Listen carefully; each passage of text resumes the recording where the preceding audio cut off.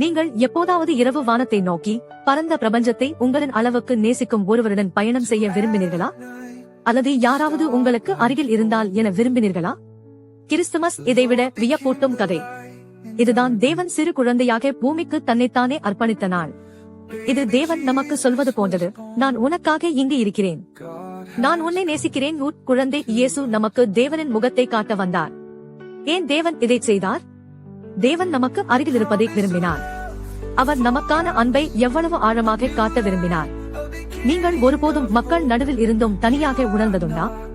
அல்லது உங்களை உண்மையில் புரிந்து கொள்ளக்கூடிய யாராவது இருக்கிறார்களா என்று நீங்கள் நினைத்ததுண்டா? அந்த நேரங்களில் தேவன் உங்களின் உணர்வுகளை முழுமையாக அறிந்திருப்பார் மற்றும் உங்களுடன் இருப்பதையும் விரும்புகிறார்.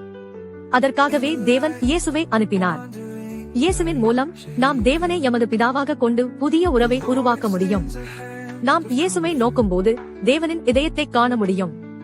நாம் தோல்வியடைந்தாலும் அல்லது விழுந்தாலும் தேவன் நமக்கு சொல்வார், நான் உன்னுடன் இருக்கிறேன், நீ தனியாக இல்லையே. இயேசுவின் மூலம் தேவன் தரும் அமைதி, சந்தோஷம் மற்றும் நம்பிக்கையை நாம் அனுபவிக்க முடியும்.